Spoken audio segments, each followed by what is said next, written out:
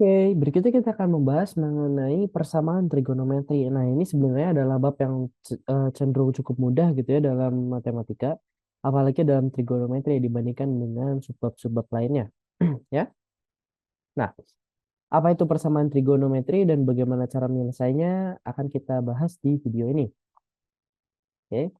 Nah, jadi persamaan trigonometri sesuai dengan definisinya gitu ya. Jadi dia merupakan persamaan dalam trigonometri. Yang namanya persamaan itu adalah kita mencari suatu variabel yang belum kita ketahui gitu ya nilainya berapa dalam sebuah persamaan dalam fungsi trigonometri. Nah, persamaan trigonometri nanti akan terbagi menjadi tiga. Yang pertama adalah persamaan sinus. Persamaan sinus ini terjadi jika kita bertemu fungsi sinus sesuatu akan sama dengan sinus sesuatu yang lainnya, gitu. Ya. Nah, maka ketika kita bertemu seperti ini, ya udah kita bisa tahu nih bahwa nilai X-nya gitu ya akan sama dengan A, tapi ditambah K dikalikan 360 derajat. Kenapa harus demikian? Karena kita tahu bahwa nilai sinus berapapun ketika dijumlahkan dengan pelipatan 360, dia akan membentuk sudut dia sendiri gitu. Jadi katakanlah 30 derajat. Kalau kita berikan misalkan gini ya 30 derajat. Kalau kita putar, ya jauh 360 derajat, kembalinya akan ke sini lagi kan. Jadi akan 30 derajat lagi gitu. Ya. Jadi penyelesaian pertamanya adalah kayak gitu. X adalah A. Ini penyelesaian pertama. Penyelesaian keduanya adalah ya X akan sama dengan 180 minus A gitu ya. Ditambah K dikali 360. Jadi setiap kali kita bertemu soal sinus, kita selalu menyelesaikannya dengan cara seperti itu, ya. Nah, contohnya gimana? Contohnya adalah ketika misalkan ini aku hapus dulu ya. Ketika kita misalkan bertemu soal seperti ini, ya, kita bertemu bahwa sinus X akan sama dengan sin 2 per 10 pi, ya, untuk interval segini. Nah, interval ini ngaruhnya di mana? Interval ini nanti ngaruhnya di sini, ya. Nanti akan dijelaskan dan akan terlihat gitu ya. Nah, jadi sesuai dengan yang sebelumnya, selalu kita menyelesaikan dengan dua penyelesaian. Penyelesaian yang pertama adalah ketika X sama dengan 2 per 10 pi, ya. Tapi ini ditambah, ya, K dikalikan 360. 360 ini bisa juga kita sebut sebagai 2pi gitu ya. Nah, maka gimana? Fungsi daripada interval ini adalah gini. Nilai K ini kan sebenarnya bebas berapapun ya. Nah, sekarang kita masukkan. Ketika dia K-nya 0, ya, X-nya kan masih sama dengan 2 per 10 pi ya. Which is ini tuh masih di dalam interval ini gitu. Berarti dia masih valid, masih benar, ya. Tapi bagaimana ketika K-nya satu? Ketika K-nya satu berarti kan dia X ya akan jadi 2 per 10 pi ditambah 2 pi kan ya. Dia akan jadi 22 per 10 pi. Nah ini sudah tidak memenuhi. Kenapa? Karena 22 per 10 pi itu lebih daripada 2 pi.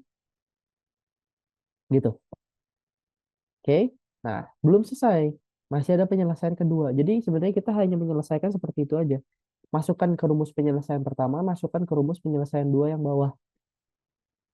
Gitu. Di mana yang bawah menyatakan bahwa X ini akan sama dengan apa? X akan sama dengan, ya, karena 180 itu bisa kita anggap sebagai pi, maka pi dikurangi 2 per 10 pi ditambah K dikalikan 2 pi.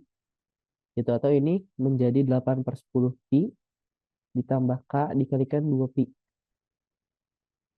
Sehingga ketika K-nya 0, apakah X memenuhi? Memenuhi, karena X-nya akan sama dengan 8 per 10 pi. Tapi ketika K-nya sama dengan satu, mengisi K sama dengan satu di sini, ya udah jelas X-nya dia tidak akan ini tidak akan apa namanya? Tidak akan memenuhi. Kenapa? Karena dia akan lebih, ya, alias jadi segini. Karena dia 8 per 10 pi ditambah 2 pi. Jadi ini tidak memenuhi. Jadi himpunan penyelesaian adalah apa? Adalah 2 per 10 pi, ya, dan 8 per 10 pi. Gitu, ya. Jadi apapun soalnya dalam persamaan sinus kosinus tangen selalu fungsinya seperti itu. Kita buat jadi satu suku sama dengan satu suku ya, dalam suku yang sama, katakanlah sinus dengan sinus. Terus kita hanya perlu memasukkan ke dua persamaan ini. Ya, kalau untuk sinus dia X sama dengan A. Jadi ini sama dengan ini. Ditambah K dikali 360. Oke. Nanti tinggal masukin X-nya A-nya berapa. Lalu hati-hati dengan intervalnya. Jadi kita harus meninjau nilai sampai dengan nilai K sama dengan berapa. Sampai dia masih memenuhi gitu. Ya. Nah, sama seperti sinus, fungsi kosinus juga memiliki konsep yang mirip. Hanya saja si persamaannya beda. Gitu ya. Jadi kalau dalam fungsi kosinus ya dia bilang persamaan kosinus berarti kita harus mengubah bentuk soal atau kita meninjau bentuk soal yang bentuknya seperti ini. Nah, dari sini timbullah dua persamaan. Yang pertama adalah X itu sama dengan A ditambah K dikali 360 ya. Sama. Oke. Ya. Tapi yang kedua ini adalah apa? Yang kedua ini adalah X sama dengan minus alfa. Minus A ditambah K dikali 360. Ya. Gitu. Ini adalah solusi satu dan solusi duanya. Contohnya gimana dan bagaimana cara mengerjakannya ini persis kayak yang sebelumnya. Jadi ketika misalkan kita punya sebuah nilai seperti ini sekarang. Cos 3x min 45 akan sama dengan minus setengah akar 2. Nah, gimana? Ini kan bukan cos yang kanan. Jadi ingat, kalau kita mau menyelesaikan menggunakan persamaan cosinus, kalian ubah dulu yang kanan menjadi persamaan cosinus. Ya, di mana kita tahu bahwa min setengah akar 2 ini akan sama dengan apa? Cosinus 135. Dari sini baru kita menggunakan penyelesaian pertama adalah 3x min 45 akan sama dengan 135 ditambah K dikali 360. Dari sini kita ketemu bahwa 3x akan sama dengan 180 ditambah K dikali 360. Lalu dibagi 3. Hati-hati bahwa ini jadi 60. Yang kanan pun dibagi 3. Nah, gitu. Ya. Lalu kita tinjau ya. Ini tinjau. Kalau misalkan nilai K-nya sama dengan 0, maka dia memenuhi karena X-nya apa namanya? Oh ya, ini untuk interval ini ya, untuk interval dari 0 sampai 360. Kalau X-nya 0, dia memenuhi karena dia 60. Kalau K-nya 1, dia memenuhi juga karena X-nya 180. Kalau K-nya 2, ya, apakah dia masih memenuhi? Masih, karena dia X-nya jadi 300. Yang masalah kalau udah K-nya 3, karena ini 360 ditambah 60 itu jadi 240. Ya. Nah, itu baru penyelesaian satu. Penyelesaian keduanya adalah ya, si 3x min 45 akan sama dengan apa? 135 juga tapi minus. Gitu. Sehingga kita tahu di sini bahwa apa? Bahwa nilai 3x ini akan sama dengan 90 tapi minus gitu ya. Ditambah K dikali 360. Maka X akan sama dengan minus 30 ditambah K dikali 120. Ya. Dari sini kita temukan bahwa K0 itu dia X-nya min 30. Berarti dia tidak memenuhi ya. Oke. Ini X-nya min 30. Berarti dia tidak memenuhi. Karena dia mintanya dari 0 sampai 360.